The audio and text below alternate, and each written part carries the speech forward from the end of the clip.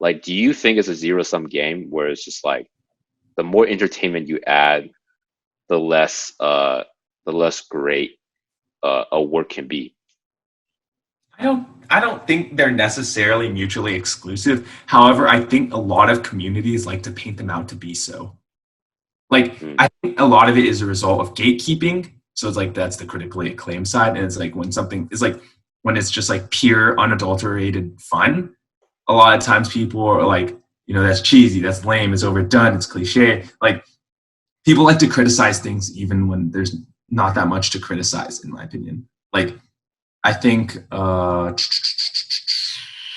anime that's airing recently, ReZero, like I think a lot of people just like to criticize it, even though it's like it's fine. Like it What touches everything, in my opinion. And so what are the criticisms?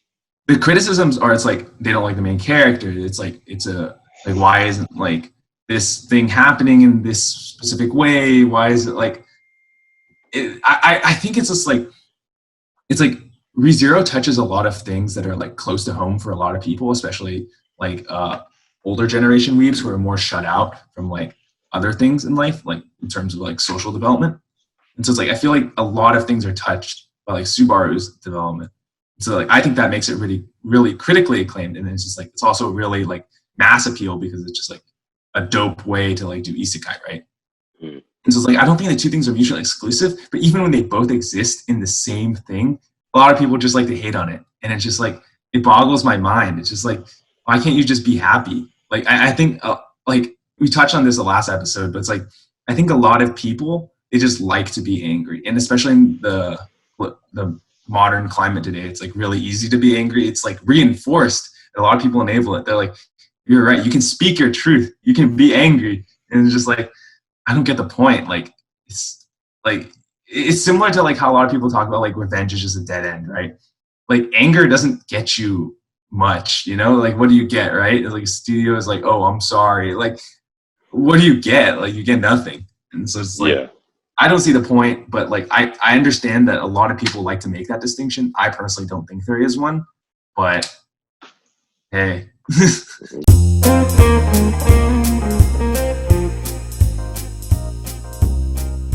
Hey y'all, welcome back to another episode of Nuanced Nonsense. We're not experts, we just like talking. This is your co-host Alex. And this is your other co-host Ben, and as you can see, I have new scenery because I'm in a new place now. I'm in Houston. Yay! Whoa, H-Town shut it down, right? Shut it down! How does it feel to go from Dallas to Austin to Houston? Dude, instead of Mr. Worldwide, I'm Mr. Texas now, dude. I've been to all the Mr. major cities. Oh yeah, you've been to San Antonio for Goodfill, right? Yeah. So I've hit them all up. I would say that the humidity here is quite insane, and it is also quite a large city. You're what part of Houston are you from? Because there's well not from. What part of Houston are you in? Because there's a lot of I'm in the northern part. northern part. Okay, interesting. I feel like most of the friends I know, I mean, granted they're typically from like a well off like suburb. They're usually from the southern part of Houston, Yeah, Sugarland. like Sugarland or Katy, like Southwest. Um, Wait, Katie's actually more. Katie's like actually just west, oh, it's just west. Okay, and Cypress is like northwest. north. Yeah. Spring is like just north, and then there's something that like people we know are in that is southwest. Yeah, I know like Bel Air is like central. I think Yeah, southeast is like Pearland or something like that. yeah, Could it be is. completely wrong. That yeah, I think that's something I remember talking about with a friend actually was just like the people I met at UT, they were kind of from like all over Houston. They're yeah, basically like what I'm like all these the reason why we know all these cities is because we had friends from Houston from all those cities, right? But then like in Dallas is very much concentrated in the northern part of Dallas, especially the northern tip. Like Plano and Frisco are like basically at the border of like the DFW area. Like once you get out there, it's like Prosper. That's like kind of Dallas, kind of not. And then past that is literally just like a like middle of nowhere rural area. Yeah, dude, And Selena. I just thought that was interesting because like I think that causes the perception of Dallas to be more like, oh, all of you are just like really rich, well off, snobby kids.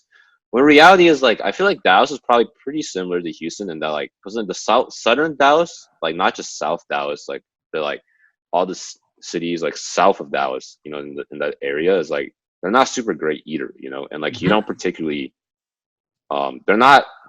I feel like maybe it's so not well off that they're not even capable of going to UT. Um, like they don't have enough money to spend on like SAT prep or you know making sure their AP scores are good or whatever their GPA is good in high school that like they have to kind of stay at home in the area, right? Or they just go to UTD or something. And Yeah. I just thought that was interesting because I was like, you know, I think it kind of says like you might have a representative from like a city, but like even within the city, like there's so many different pockets of like, you know, mini communities. Yeah, I think it's just I don't know. Houston, I feel like a lot of people from Houston talk about how it's like really diverse. And then I guess it's just like knowing people, it feels pretty diverse, I Yeah, guess. yeah, yeah. I don't yeah, I agree it's diverse. I know I remember like even in like Dallas, like most Asians here are East Asian and in East Asian they're mostly Chinese or Korean. Yeah. And I didn't really know that many Vietnamese people. And if I did, I just kind of thought they were just like Chinese because like I guess there wasn't a big enough amount of them, at least in my area, where like they could just hang out with themselves, you know. So they would just hang out with like Chinese Americans. And it's only until I went to UT that I realized Viet American culture is pretty different from like Chinese American culture or It's Korean also American culture. huge in Houston. It's huge, yeah. And like I think how you can tell like a population is kind of thriving in areas like how well is their ethnic food, you know. Um, Yes. like everyone likes to talk about how Houston like Chinese food is a lot better than Dallas Chinese food, or how Viet Houston Viet food is a lot better. But I remember like some friends were like, there's a lot of Vietnamese people in Arlington, which is like another kind of Dallas suburb. It's like right between Dallas and Fort Worth, so it kind of depends where you want to put it near Bit. There were so many Viet people that in their graduation pamphlets, like they had it was like English, Spanish, and then Vietnamese. Um, and like they apparently have really good Viet food. And I've been to Garland, and they also have a lot of um, they have a selection of Viet restaurants. I'm not familiar with Viet cuisine well enough to be like know what else is beyond pho or banh mi. But I know Viet cuisine is pretty rich and diverse as well. But yeah, I think it's interesting how I don't know, what are your thoughts on Houston when you lived in Dallas? Because I remember when I was in Dallas, when like I'm in Dallas right now, but growing up, I was kind of like, oh, it's cool that there's like another big city in Texas, right? But then when I got to UT, everyone's kind of like there's like a rivalry going on apparently. You know, Houston people are like they'll kind of count off the ways of like how they think Houston is better. So they'll literally say like we're more diverse, we have better Chinese food. Obviously, I'm speaking a very Asian American context. We're not snobby or rich, like we're down to earth, you know, whatever that means, and stuff like that. And I was like, I mean, I wanted to be friends with y'all, but all right, you know, fuck you too. Honestly, dude, any hater who just starts off a list, they know they're worse. They're just trying to compensate for the fact that they're worse. Like if you have Yeah, to list it off, like, oh, dude, this team's better. It's like when people talk about the Cowboys, right? They're like, dude, this team is like XYZ so much better. And then it's like the Cowboys, they're not America's team, dude. You can't beat that. And so in the yeah, same way, Dallas is just the number one, bro. You can't beat it. Like you can't beat it. you just can't beat it. But yeah, my thoughts on Houston is like I wish like it wasn't COVID and I could like interact with the city more. Mm, But it literally I'm just in an apartment. So it's like I'm basically in Austin or Dallas or Houston or like wherever. yeah. So I can't say I have an opinion. Hopefully when I like get back to working on site or just like COVID gets better, like I'm able to interact with the city more. But as of right now, there's no formulated opinion. That's a good point. I think this discussion kind of makes me think about the idea of like if you have like for example in sports, if you have two teams in the same city, so um, I'm not gonna say like I mean I guess kind of the New York Knicks, Brooklyn Nets, but not really because the Nets are new. But I think soccer is a really good example. You have Real Madrid or Atletico Madrid. You know they're pretty big rivals. Like you know they call the matches between the two like derbies in Europe. If you in Germany, they're not exactly from the same city, but they're in the same region. It's called rural region. I don't know how to pronounce it because I'm not German, but the team I support is Borussia Dortmund, and then there's a team that's kind of near it called Schalke. And Wait, like no fear? huh? Like Schalke, no fear? No, like just it's just called FC Schalke. Is it It's a, like it's zero a, four? Is that somehow yeah, yeah, yeah, 0-4. okay? So that they like branched out to esports as well. Oh, okay, yeah. I am not surprised because I think even like the Mavs have like an esports team, and the Warriors own like a esports league team or whatever. So Yeah. interesting. I don't know if Dortmund has one, but anyway, um, basically what I was trying to say is like because they're so near each other is like you have very intense you have a very intense rivalry, right? And, like even in Italy, they have like AC Milan versus Inter Milan, and I just thought it's interesting how like I guess like maybe the desire to stand out in people causes the where like even if you know someone is like from your same city, the instinct isn't to be like, hey, I'm partial to that team as well. The instinct is to be like, I gotta prove which is the real representative of like my town, or this region. Like we gotta stand out in some way. And I don't know. I guess I'm wondering like, what are your thoughts on that? Because it's like kind of tribalism, but it's like technically not because like y'all are from the same community. I guess it's like when you build up a rivalry that has like some basis, but it's not exactly tribal. Is that what you're trying to get at?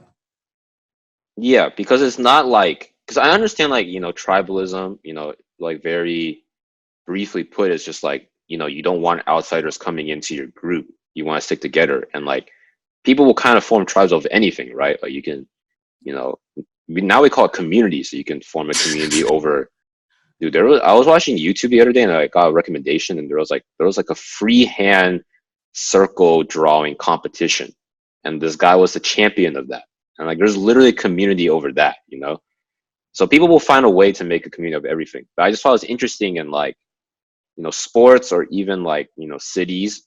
Um, it's kind of the opposite where you just like, we only want, or I guess maybe it is like tribalism exactly, where it's just like we want to make sure that we are the real fans, right? Like baseball. Another sports example, like baseball, is like the Chicago Cubs versus the Chicago White Sox. You're usually like, hey, if you're a White Sox fans, you're probably from North Side. Cubs, you're from South Side. Could be, I could have gotten it wrong, but basically it's literally divided into like geographical regions, right?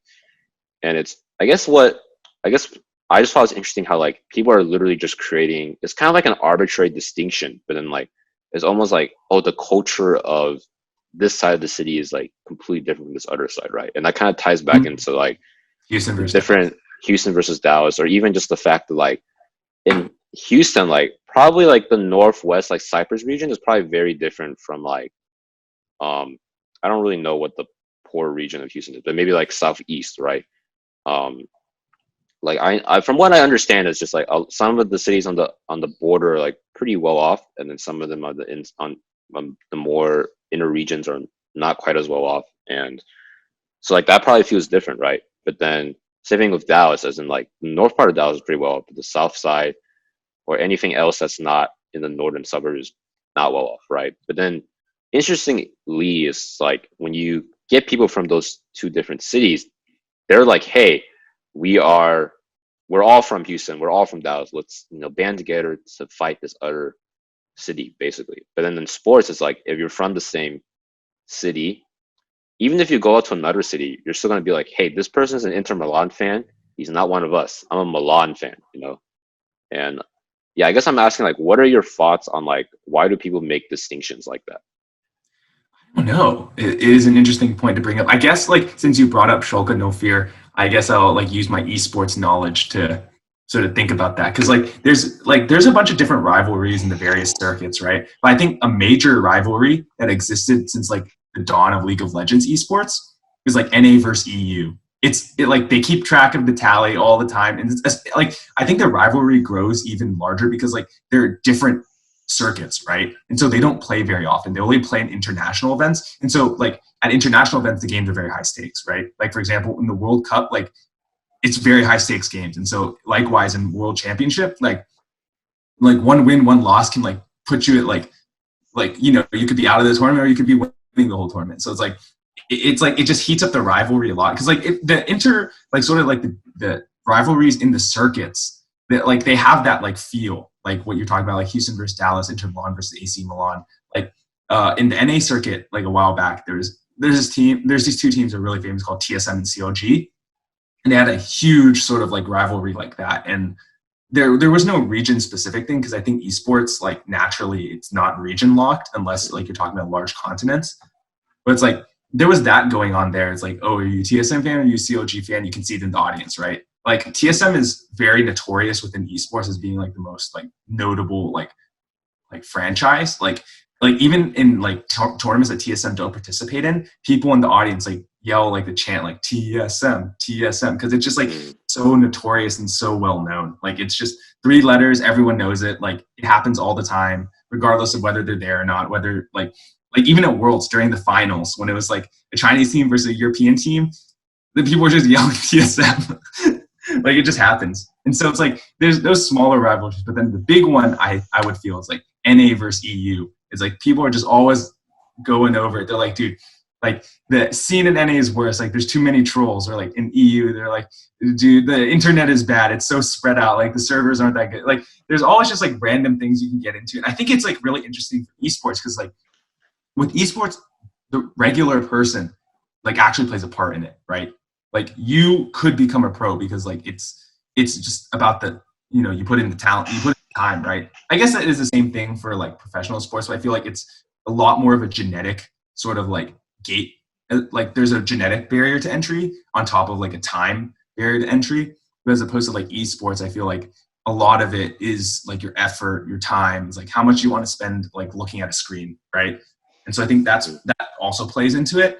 And so like I would say the rivalries are I would say they're pretty heated, and in the sense it's like you the regular person can play into it. Like I think a really interesting one that I hear a lot is like, oh, like a certain rank in NA versus a certain rank in EU, like at the same rank, they're like, oh, this one might be better, right? So it's like if you're bronze in NA versus bronze in EU, they're like, oh, bronze in EU is better, like some shit like that. So I think back to answer your question, I think it's like levels of fan engagement, right?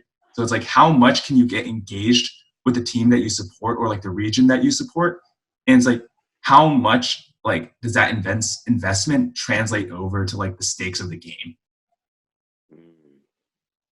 Interesting. So like, because technically you can argue that in like a more broad context too, and just like even just like repping your country or repping your city, right? And then Yeah.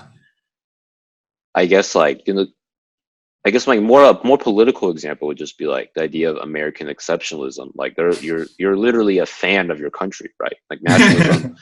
Well, yeah, calling a fan is like an understatement, but like you're so invested in the perception of your country that you're willing to do a lot of interesting stuff to maintain that image or reputation. And I don't know. I guess in this case, like the what's at stake is literally your pride, right? And I mean, I know that sounds very kind of flimsy. Like there's nothing concrete about your pride, but pride's a real thing, right? Like that's honestly like why people who are competitive, like they have a lot of pride, and like them losing a game is literally like a affront to their pride. Well, I hate losing. Yeah. So yeah, I guess basically at the end of it, it kind of comes down to pride, I guess. So kind of wrapping this segment of the podcast, and like wondering what makes people so proud, or I guess like what creates rivalries between people from similar backgrounds or teams, is just literally just like investment in that team or area, and feeling like if you insult this team or area, you're insulting me, right? And Yes. I think another big thing too is just like the desire to feel special, and that like you don't want your team to be like, I guess even if there are like more teams in like an area specifically, then like that makes your team more special if they do something right, and you don't want to be kind of lumped in with like this other team. So another soccer example, because like those are the easy ones because they have so many teams in the same city, but like there's a lot of teams in London. So like if you're a Chelsea fan or an Arsenal fan, you're historically more successful than like a Tottenham Hotspur fan, right? or a team. And, you know, I guess if Arsenal wins, like you kind of want to rub it into like the face of Spurs fans, right? Because like they're not as successful, and it makes you feel more special, basically. Um, yeah, I think it's weird because like you never think about this stuff consciously as a fan, right? You're just like, yeah, man, like fuck Spurs, like go Arsenal or something like that. But then like when you really try to analyze it, like you sound very detached, Yeah. like you're not even a fan of it. And I think it's kind of another interesting thing about it's just like the more you're into something, the less like quote unquote rational you'll be about. And Yes. Yes. because like, you know, I feel like okay, so for example, like someone who's speaking if you hear like the one way you know how someone is not a native speaker is how formal and proper their grammar and speaking style is. Because like they're literally just like saying something from a textbook, right? And even if they're like really good at enunciating stuff, it's just like it's the imperfections, like slang or just like casually or like how you use your inflection, like are you angry, are you sad, or whatever. Like that's how you know someone is a native speaker, right? Like the words they choose to use and like how casual they are about it. And kind of transitioning to this another idea is kind of like when you get into like an art form, kind of like speaking is like or sport, you're kind of taught about the fundamentals, right? You're kind of taught like let's make sure we follow the rules. But the true experts are the ones who know the rules and they can break it. And I've been thinking about it recently, and it's like so take photography for example, right? Everyone knows about the rule of thirds or whatever, and uh, if you follow it, generally your picture will look pretty nice, and if you don't, sometimes they'll probably look like ass. But the expert photographers, well, not experts. Expert as in like I talked to one friend of mine once who likes photography, and he was like, actually, you try to break if you once you get familiar that it's all about breaking the rule of thirds and like how do you make your picture nice. And I was like, this is kind of existential. I was like, what are the point of rules? Because like if the end game is to just break the rules, then why follow it? I think part of it is like, as you said earlier, you got to learn the fundamentals before you can get a little bit more advanced. So to give my experience from playing tennis, right? Like the person who's the best at the fundamentals, like the ground strokes, like yeah, they'll do well, but they're never gonna win. Like you need that little extra push that's unorthodox that will get you over the hump, right? Like speaking from my own experience, like when I won a tournament, I was playing against people who had like perfectly fine fundamentals, and mine were fine too. I think the difference between me and them was the fact that I had like weird shots in my arsenal that I could just like whip out, and it's like it makes them like it gets them off kilter. It gets them, like it's unorthodox, right? You can't expect it. It's hard to predict, and it's like even if they were watching me all during practice, like they'll see like the percentage that I use is like very low, right? So it's like very hard to predict. It's like you can't expect it. It's like you can't really train for something that's like a 1% odds. It's like not worth your vow. It's like not worth your time. So it's like it really catches people who are orthodox off. And like I noticed that like when I was playing more and more, like then it's like once I got to a level where it's like I was getting beat by just fundamentals, that's when I realized like, hey, you need strong fundamentals first. Like the wacky shit is nice, but it's not like something you can rely on because your base is weak. And it's like once you get to a level where they're shaking your base, then it's like everything around it will crumble.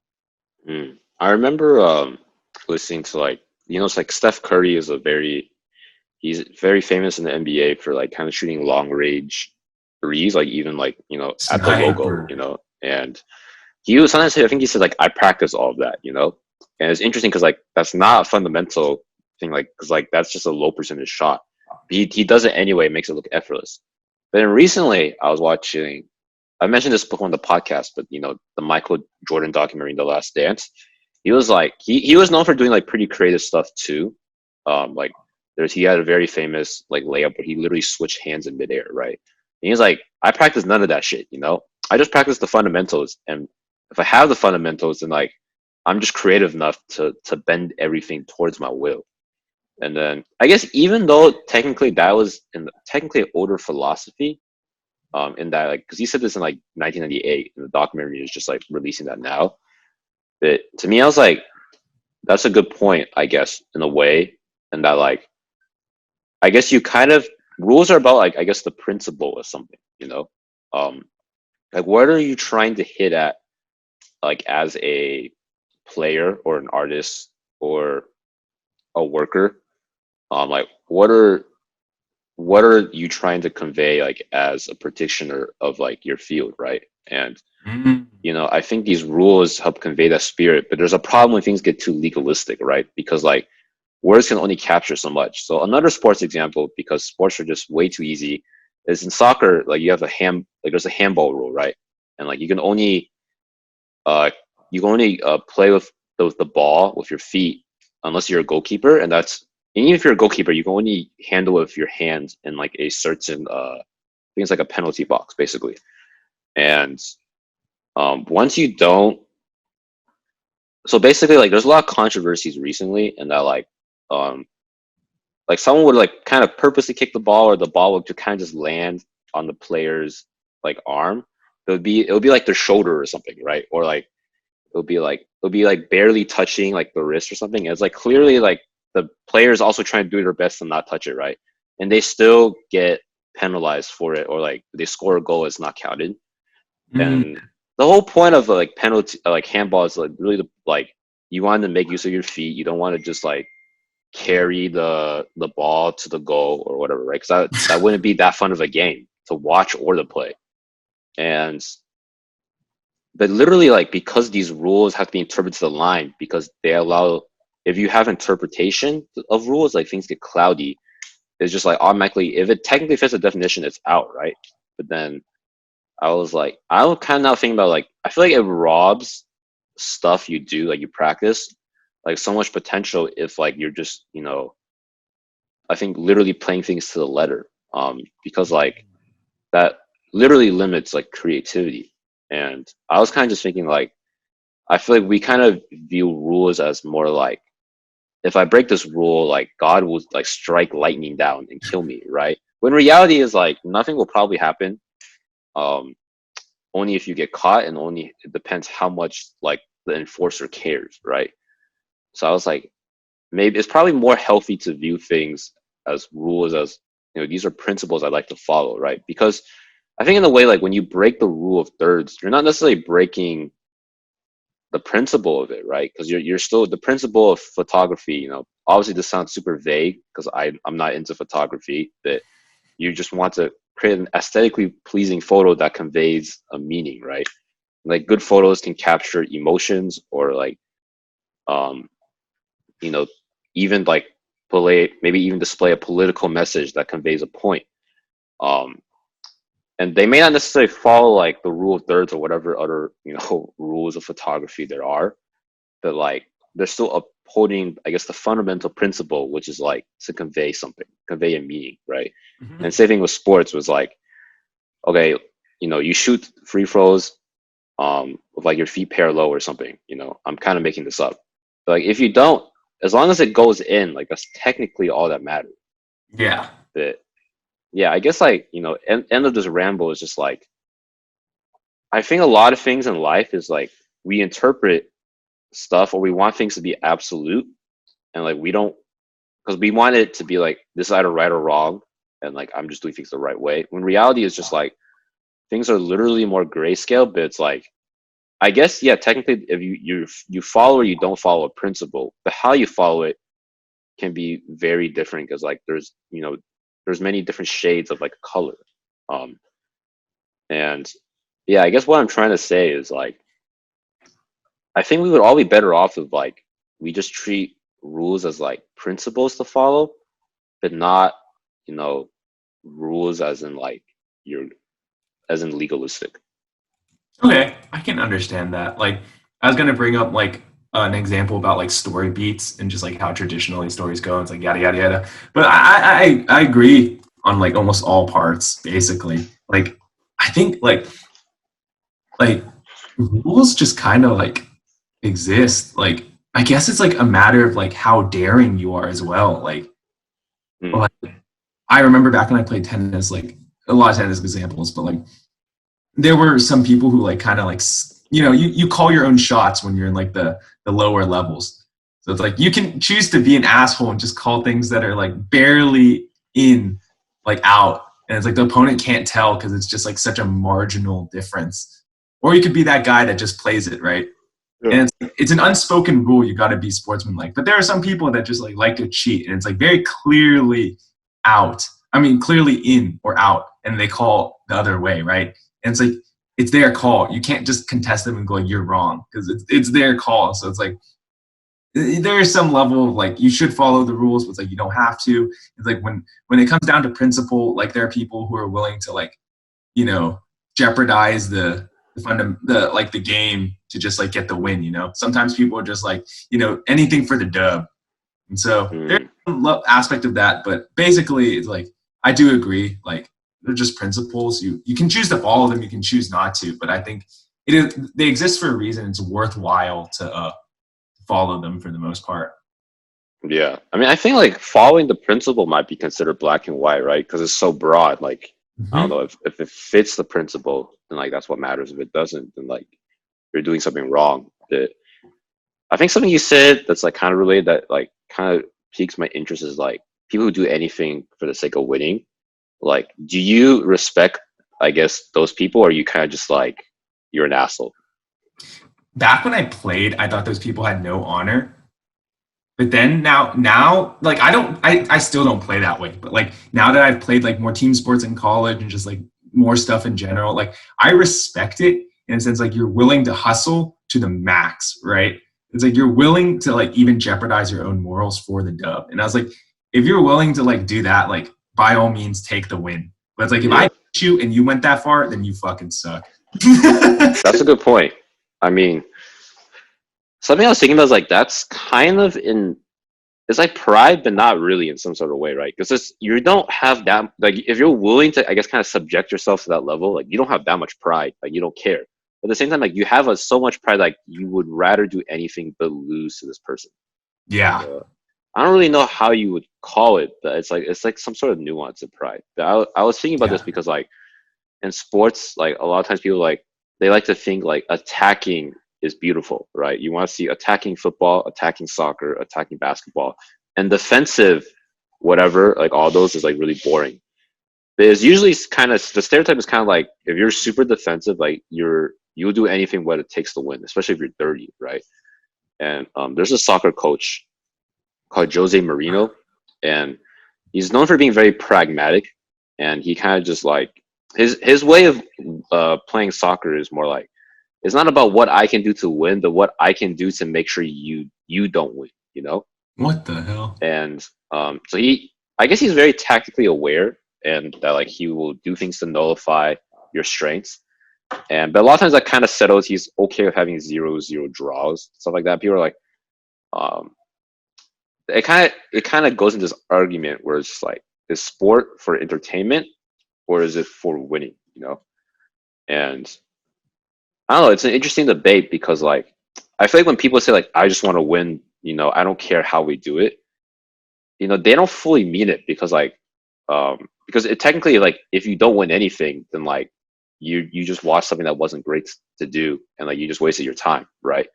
But then if you do win and you win a lot for a while, then you get dissatisfied and you're like, oh, I want to win the right way, and like a lot of managers, have been fired because of that. And, I think it's interesting because technically like there's nothing more entertaining than winning if you're a fan of that team. Like it shouldn't matter how you do it as long as you do it. But at the same time, it's like that's still very resorts oriented. And like we literally just talked about how like we're that resorts oriented and like you're just like everything has to be done this way, like I have to follow the law and like or the rule, then like it doesn't usually end up that well.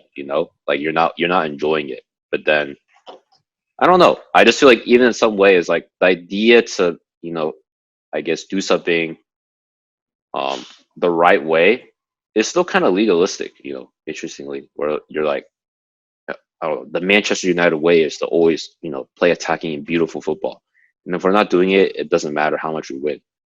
And you know, I feel like that's just as bad as saying we have to win at all costs. But yeah, I haven't. the sport I played growing up was swimming, and like I mean, there's not really any style of swimming. You know, you kind of just it's just am I You tired or fucking you pull something in your like speedos, and then in the middle of the thing, you just throw it out into the other lane and fuck them over. yeah, like there's not like strategy involved in swimming, right? I mean, there's little like these mind games you can play on yourself, I guess, to pump yourself up. But it's like it's I mean, it's like running or other like I don't know, endurance sports, right? You're just like how much stamina do you have? So like I never really had like a dog in this game, um, where I was like, it's all about results or it's all about how entertaining it is. But I mean, I don't know too much about tennis, but yeah, I guess I was just, I asked because I was just like, because for some people it's like when you play with people who are just like, I'll do anything it takes to win, like you're super competitive, it's not very fun to play with them, right? But technically in the pros, like that's the type of guy you want. You don't want the guy who's like okay with the loss if you're just having fun. But yeah. Yeah. I guess like since you brought up tennis, like I was the kind of guy that was like grinding it out for the wins. Like, I just I wasn't I'm not like a pusher or anything. I wouldn't fucking just like wait for you to mess up. But that's generally how I generated most of my points is like they messed up rather than like I got like a winner or something. Because like my style was just like, like I'll beat you at the baseline. Like I didn't know how to like attack that well. And so like that like I can understand like the grinded out wins, like the 0-0 draws. Like I can relate to that in some sense, where it's like, I can feel that. Like you just grind it out. Sometimes you get like it doesn't look that clean, it doesn't look that good, but hey, you got the win. But something that like that was in relation to this shit. What was it?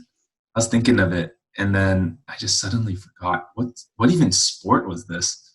Um, Give me a second. I can't believe like I think it was like legit a good point here. Like, I mean, so it's related to a sport. Oh no, here keep remind me again of what you were making a distinction between.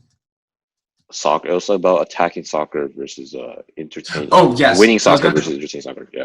okay, so I was gonna bring up like fighting, like UFC fighting in particular, because I watched that recently.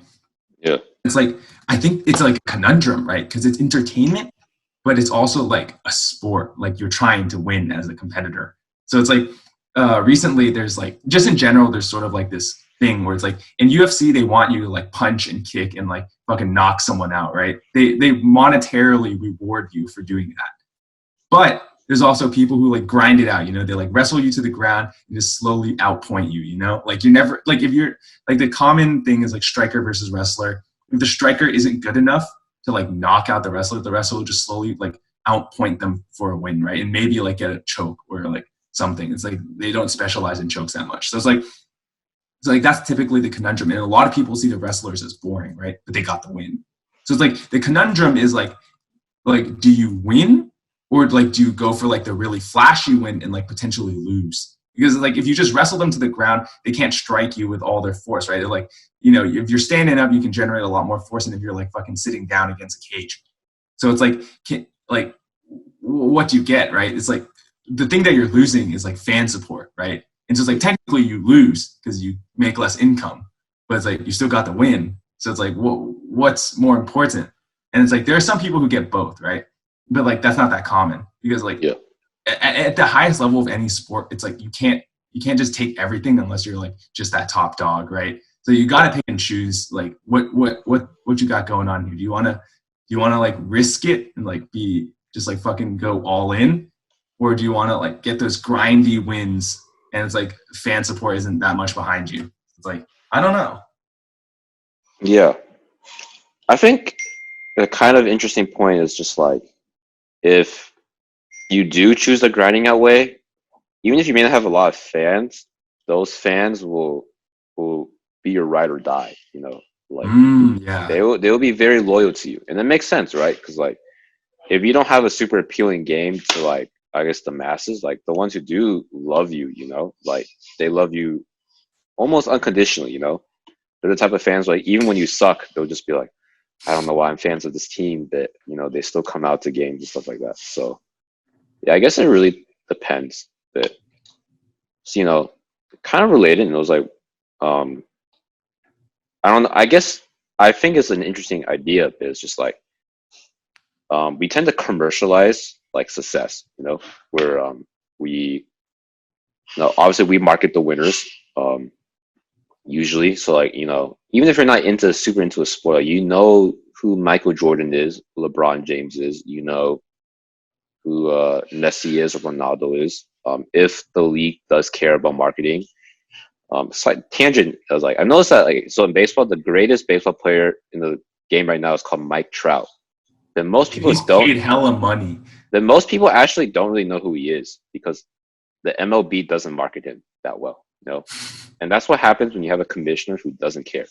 But anyway, back to the main topic. And I think I can kind of see that too in like stories. So like manga, movies, stuff like that. It's like you kind of want a team, or sorry, not a team. I've been talking about sports for so long that I'm just like team. But like you kind of want like an author or like a production studio to like be able to have a critically acclaimed or popular with audience like story that you also wanted to make a lot of money, which I guess naturally will be popular with the audience. But basically, you want something good, but you also want something that makes a lot of money.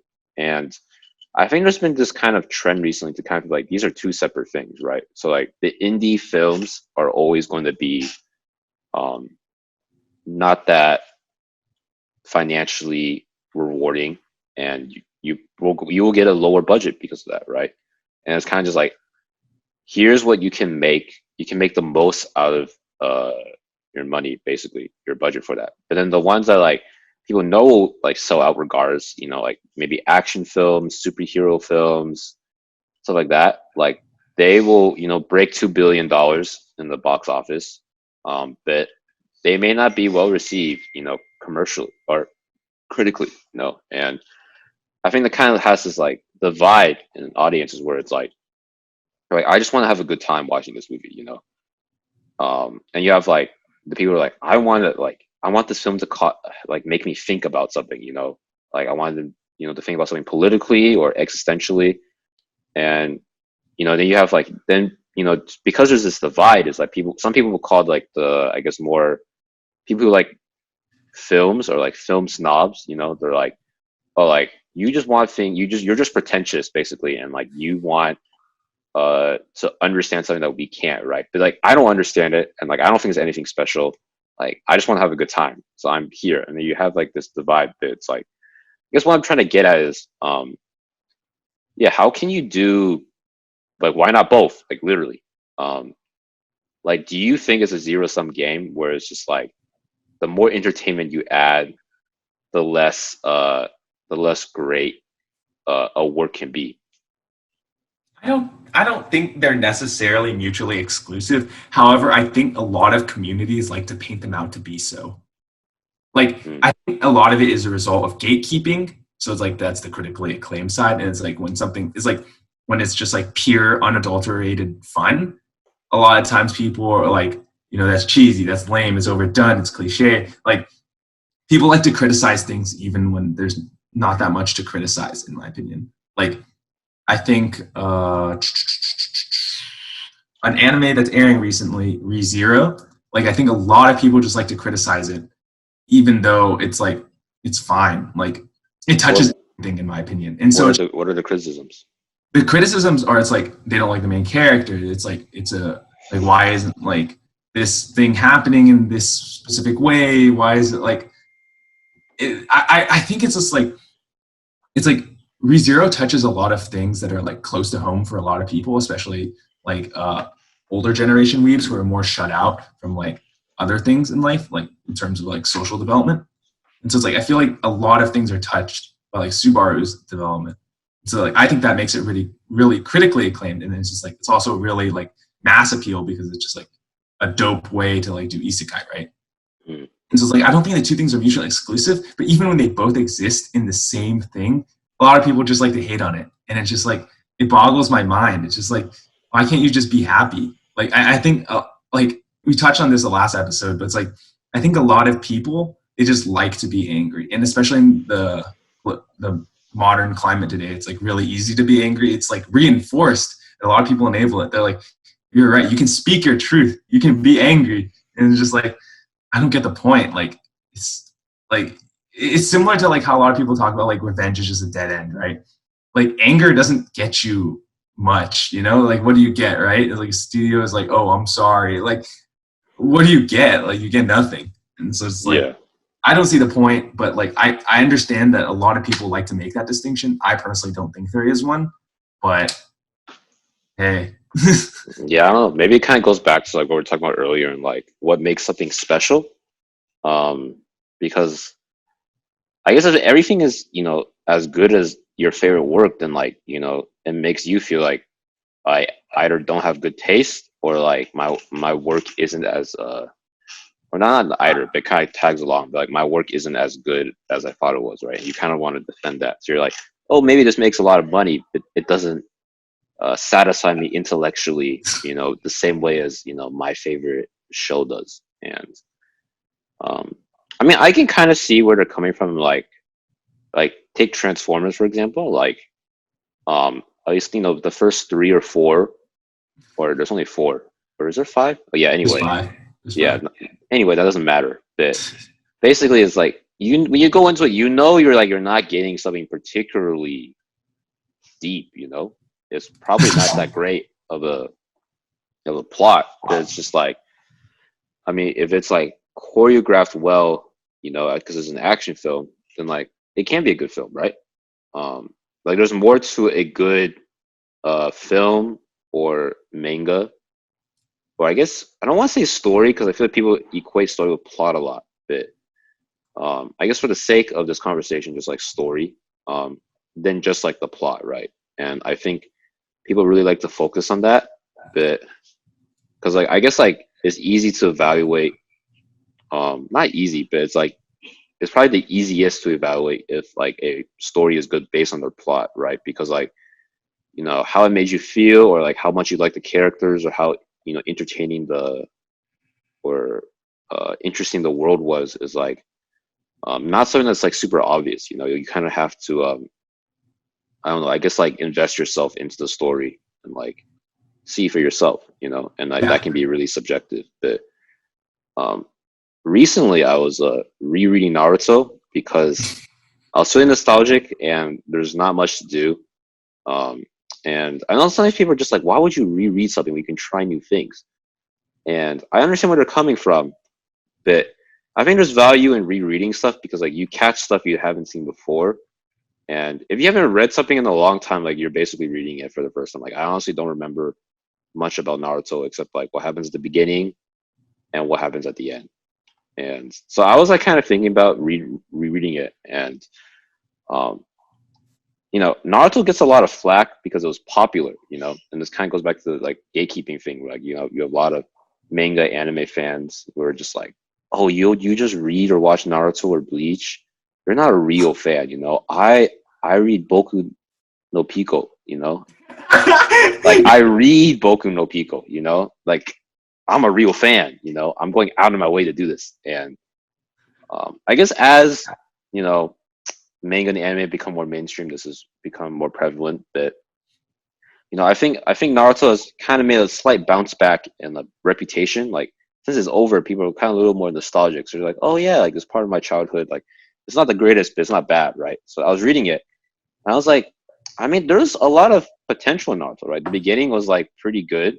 I think it had a very interesting world, and that like it was about like ninja society or whatever, and mixed with like, I mean, it's technically kind of fantasy-ish or magic-ish. Like they had like, you know, they had spiritual powers technically Yeah, combined the with like, jutsu for everything, yeah, bro. ninja action, and they had like sages and stuff like that, like talking dogs, talking frogs and stuff like that. Like it's a pretty interesting world, right? But then I realized it's like, um, while it's not like trash, it's definitely not a masterpiece, right? And I think um, because the scale isn't 0 or 10, like you kind of have to determine like what part of the scale do you think the story falls on, because it's not black or white.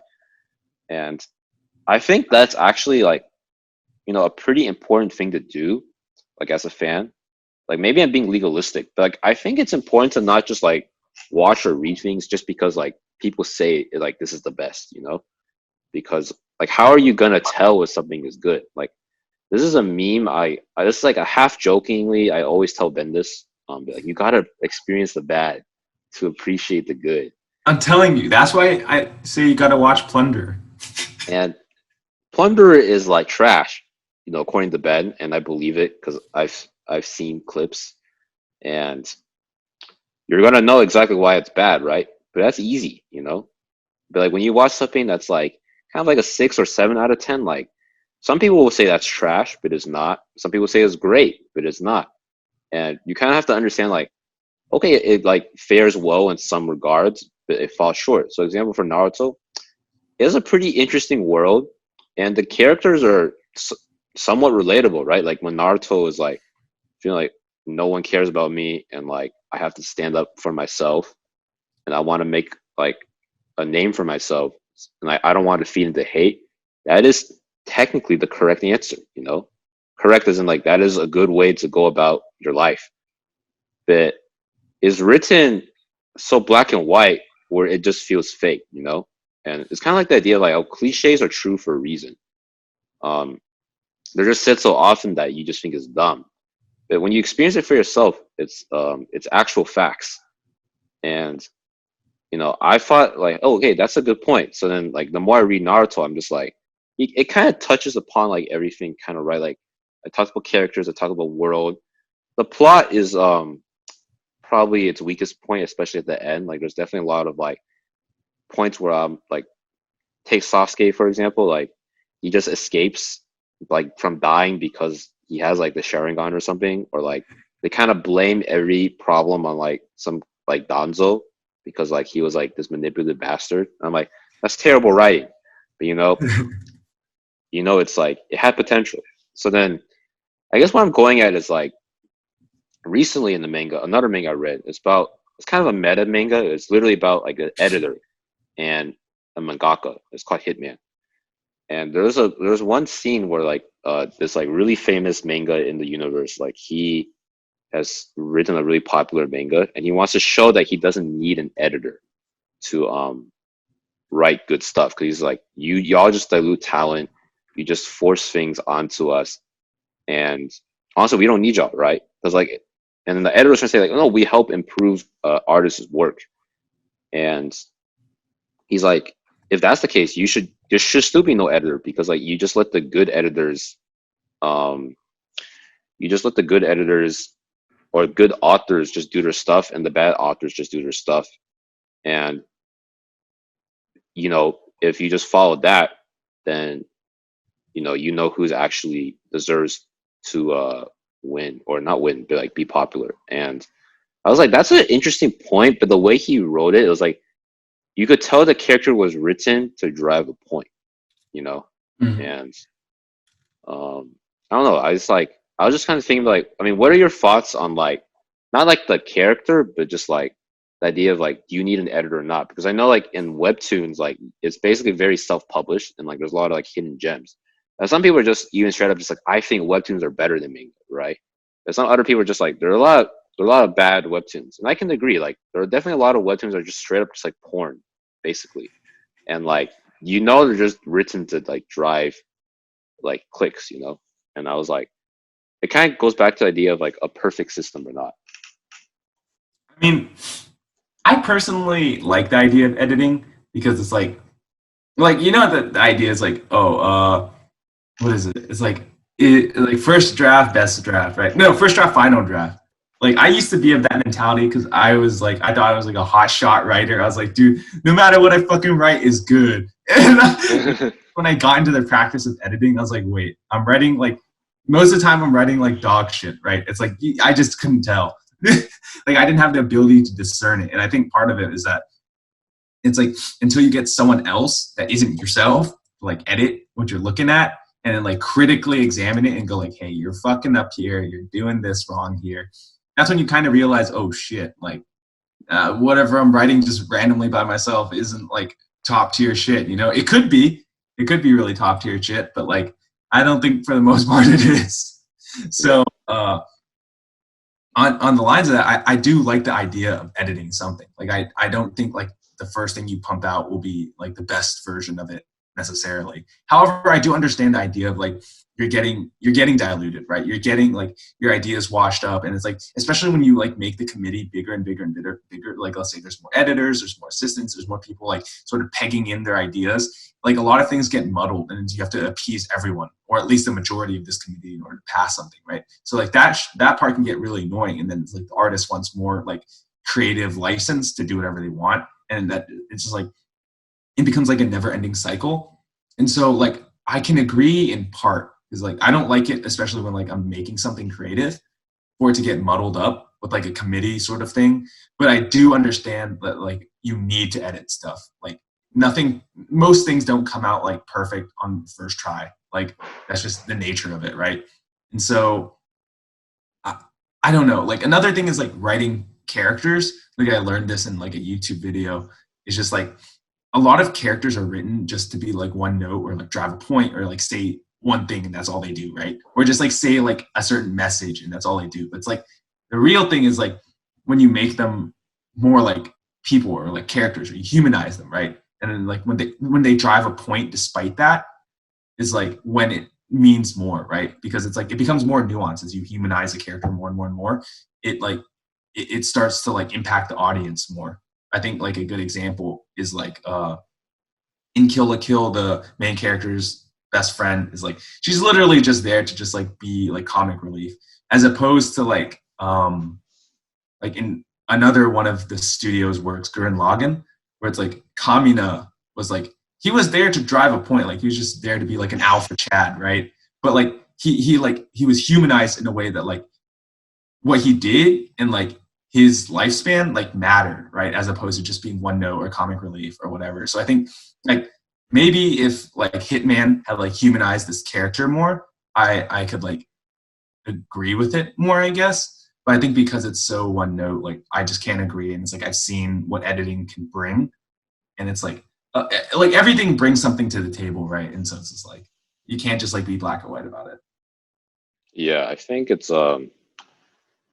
yeah, I don't. This probably be maybe another podcast where it'd be interesting to talk about like what makes a good story, right? You know, and talk about the factors we talked about, like plot, you know, characters, world building, just like the vibe it gives off. But yeah, I think it's like I think the biggest thing is just like that character like was literally just introduced kind of in that manner, right? Like you don't know him, you don't know his. I think it's okay like when characters kind of brought on to be like a villain, but like there needs to be like backstory, right? You need to like how I think like the best characters are the ones who like you could see as real people, you know, even if the environment is unrealistic. And yeah, I think like that is yeah, I think you know kind of in like even in broader speaking sense, like real life, just like you only really gonna maybe change your beliefs or like see a new point if well either the point is like really that good where like you just can't deny it, or like your friend is telling you something and you humanize them and like you can see where they're coming from, like you have empathy. And I that definitely applies to stories as well. But anyway, Yeah. wrapping things up because Ben's a working man now, and we're recording this at like close to midnight, so he needs to sleep. But yeah, today's episode, you know, was just between the two of us, and that is definitely a lot more not as structured. So we were kind of just talking about you know tribalism basically, and not exactly the meaning of art, but just like you know what constitutes you know entertainment basically. You know whether it be sports or stories or not. But yeah, Yeah. so Yeah, you guys might expect a little bit more of this from us because I'm in a little bit of a transition phase. So we don't want to like put guests through some like random hectic schedule changes, and so we'll just do this between us where we don't need a prep or anything. So we're just like, yeah, we'll roll with this for a little bit. yeah, so yeah, hopefully you're cool with listening to us ramble. Um and if not, I promise we will, you know, this sounds really hypocritical in that I don't even believe what I said on this podcast, but we'll be better at rambling, you know, in some way. But I think there's a lot of interesting existential stuff to like think about and talk about. And you know, even if this seems like really minor and unimportant, um, I think it'll still be cool to kind of chew and digest on because I think um, yeah, something I find really interesting personally is just like seeing, meaning and stuff that like doesn't necessarily seem like it needs that meaning. Like for example, sports, right? That's why I use so many examples about sports in this podcast. But yeah, wishing Ben luck in his next phase in life that I will start out in 2 weeks from this recording. Um, and we'll have an interesting podcast episode then. But anyway, actually wrapping things up, this is Nuanced Nonsense. We're not experts. We just like talking. Signing out.